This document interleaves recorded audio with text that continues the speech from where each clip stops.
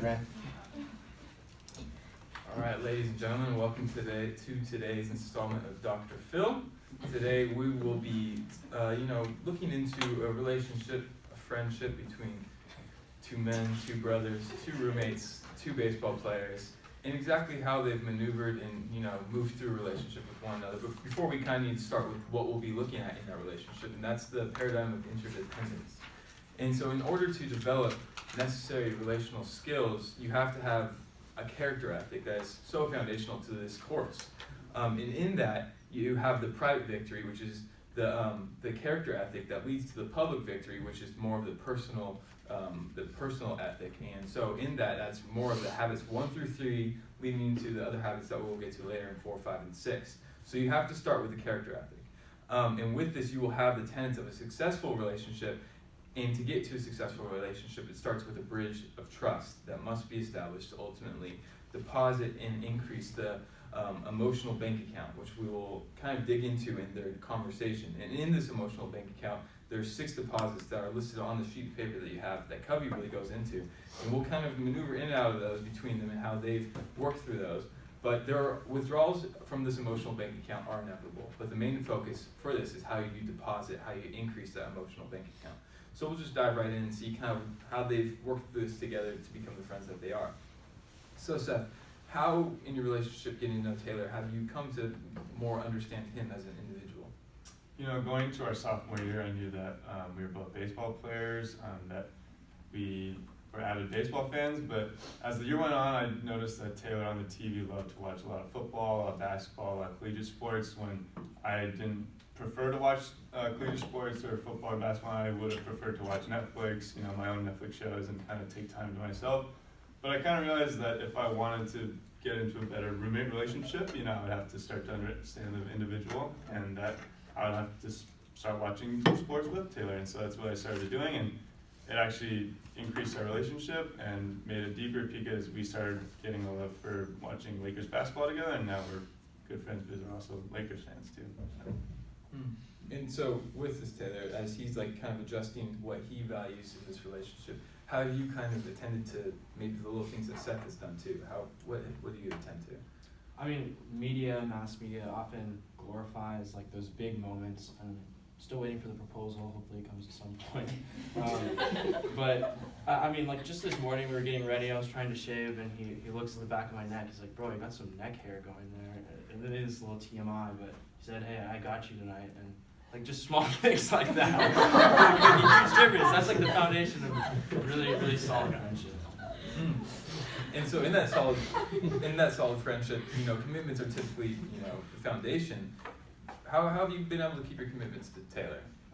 Building on TMI, after a long day of school, sometimes we'll, get back into bed and we'll have our own little private talks, and I haven't been the best at keeping those talks private. And so, I think that is something I could definitely work on being committed to Taylor a little bit better on. And so when Seth tells you kind of that he doesn't necessarily keep those private conversations as private as you would hope, how are you able to kind of clarify those expectations, especially for the friendship and privacy? How are you able to clarify that? I mean, the foundation of any relationship is setting clear and concise expectations at the outset. We had an incident last summer where I'm not the cleanliest guy in the world, 2-time defending Emerson champion for dirtiest room. So last summer we were living together, and somehow the dishes just didn't really manage to get put away very often. And we had to find a way to deal with that through confrontation. And by finally setting those expectations, we made it work. And with those expectations and, him saying that he's maybe going to put the dishes away and doesn't, how are you able to kind of show personal integrity in your actions? You say something, but how are you able to act upon it? Yeah, just as you mentioned that withdrawals are inevitable with the emotional bank account, I knew that to be able to get past this, we would have to confront each other and talk about it. And by being able to do that and showing personal integrity, we were able to put a deposit in the emotional bank account rather than me taking the easy road out and just maybe ignoring the fact and just maybe talking behind his back or backstabbing and different things. And another thing that's inevitable in any friendship, any relationship, is the fact that there will be these challenging situations where an apology might be necessary. And so in that, how have you approached apologies, especially with sincerity or empathy rather than out of pity? Yeah, I mean, I think a sincere apology is a really rare thing in today's lifestyle.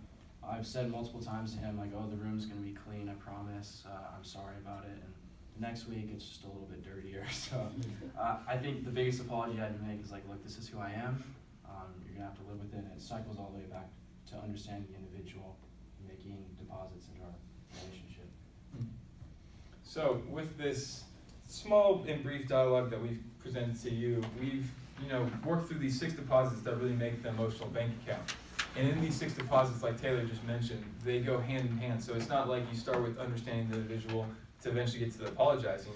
And although that makes inherent sense, the idea is that they all commingle and then eventually they just work it as one. And so, whether it was Seth saying, I'm gonna drop Netflix because I want to spend time with Taylor, or whether it was Taylor realizing his dishwashing problems and changing that for the betterment of the apartment. It all goes hand in hand. So this dialogue kind of briefly explained what the emotional bank account, how it works, and how to delve into a deeper, more meaningful relationship.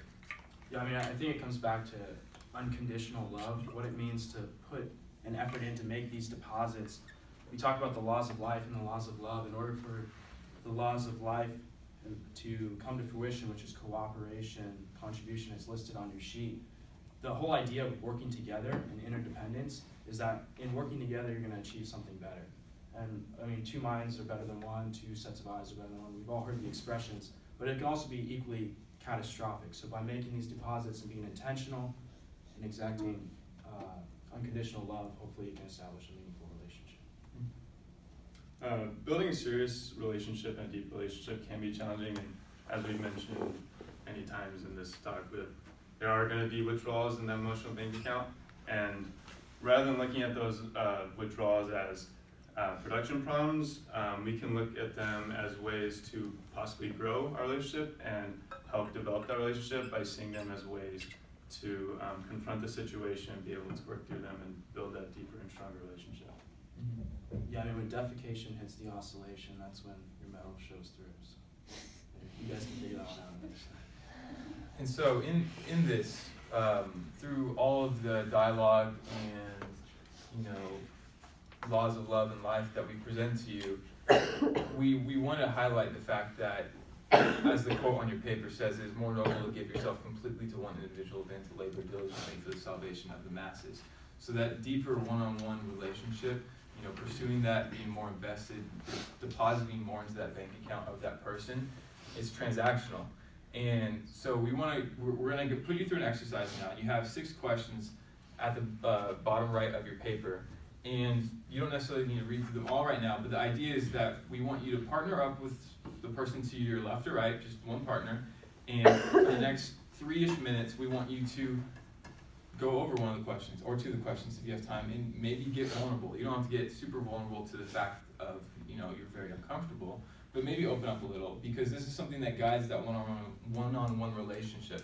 So we'll give you a couple minutes. If you have any questions, we're up here, but spend 2-3 minutes on this, and then we'll reconvene to finish up in class.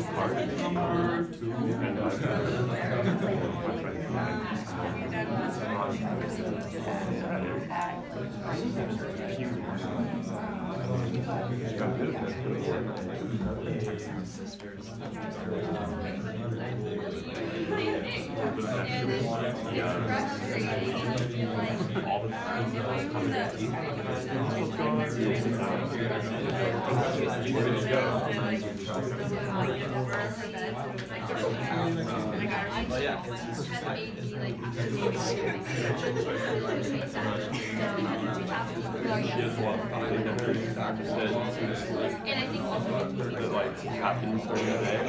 And like last year, like hang out at 2.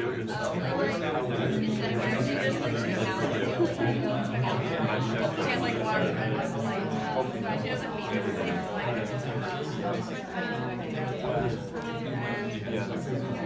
yeah.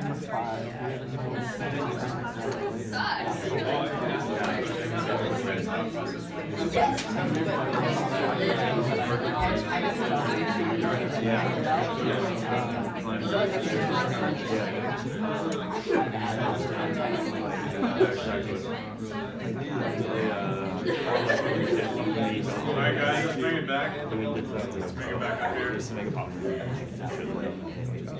So what did you guys take from this, or any thought processes that you guys went through when going over this list?